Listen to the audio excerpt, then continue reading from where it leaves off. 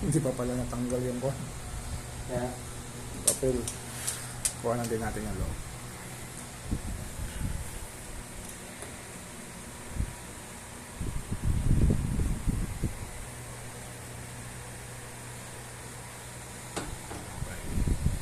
Okay. HMI tayo.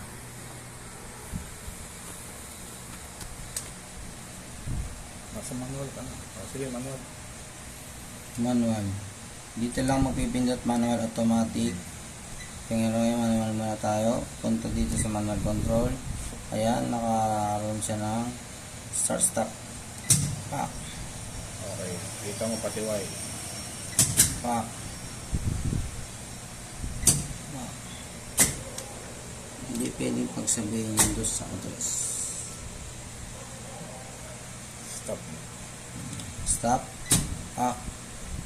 Pak. Pak. Okay. Auto. Home. Oh. So, dapat dito naka-PLC. Kaya natin trigger. Pero pag manual, hindi magagana itong HMI. So, home. Automatic. Pak. Nakatutok sa automatic. Parameters. Parameters. Password. Password. 1, 2, 3, 4, 5, 6, 7, 8. Yan. Okay. Input ng Yan ay hertz. frequency ng speed. Ang bawat Example, letter. 30. Enter, pak. Interval time, ayan. Minutes. Minutes siya, so lagyan natin, ng oras, 60. lagyan natin ng 1 minute muna for simulation lang. And then, home. Pindot ng automatic. Yun. Mandar na yung BFD natin. So, Walang indicator kasi hindi pa nakakabit sa BFD. so lagyan natin ng indicator.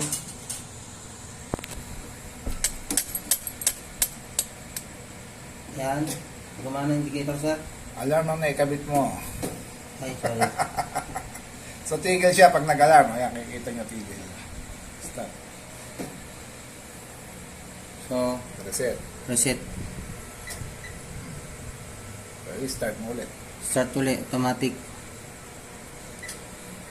Ayan, andar. So, indicator natin ay Wala pa kasi siya nakakabit na BFD. Sinisimulate lang. so,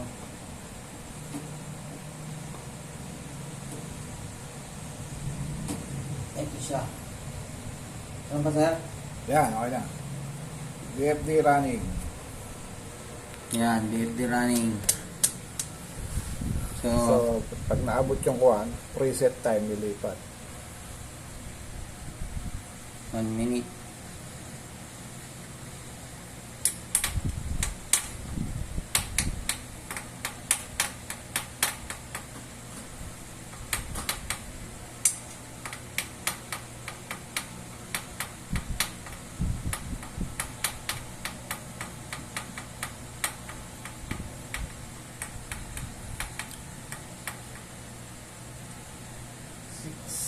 Yun. Tanggalin ko yung indicator. Ano yung indicator? Automatic yan ha, naka ano lang kami, sinisimulate lang namin kasi wala pang BFD. Okay. Delta running.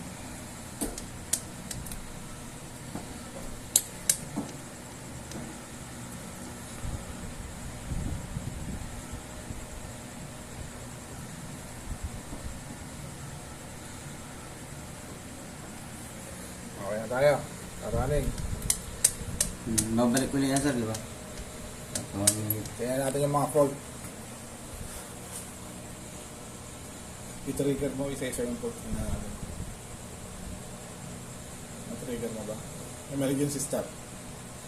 Sir, Trigger mo yung emergency stop. Papakita natin gumagana lahat ng error. Dito, emergency stop meron ka na. So, pinindot ang emergency stop. Ayun. Kita nyo. Indicate siya. Indicate siya. Tingnan mo sa ano, history. alarm history. Ayan. Meron kang active alarm, meron kang alarm history. So, ito yung active alarm, pwedeng i-reset Pag ni-reset mo, mawawala yung active alarm niya. dahil Hindi pa tayo naka ano. Hindi pa active pa rin. Hindi pa na hardware, ano. Sige, reset. Yun. Yun, wala. Okay na. Oh, Testing mo rin ibang alam natin kung gumagana lang. yung ano, face failure. Face failure.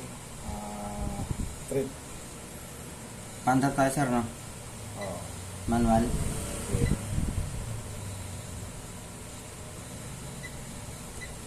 Hindi ka tatakbo sa manual kung hindi mo ilagay yung selector sa manual. Dapat naka-selector sa manual. Haba na ng video na. Kaya pa ba ipasok ko? Ano mga putol-putol, sir? Bakit pala pinapagputol natin kanina? Hmm? Manual. Kita ko sa manual putol. Oo, sir. Auto. Kita ko sa manual auto. Mahaba nga yan, sir. Direction eh. Sir, lagyan ko ng fault. Okay. Face failure. Okay. Ano, sir? Ayan, kita nyo pag may active alarm. Puntahan mo sa apa.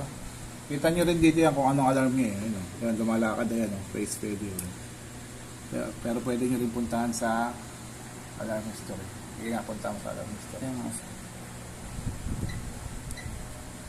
Ayan, kita nyo active oh. Active alarm, face failure. Tanggalin mo, tapos reset. Tanggalin mo muna yung active alarm. Nakakonekta ka pa nyo. Meron, sir. Yan na, sige, reset.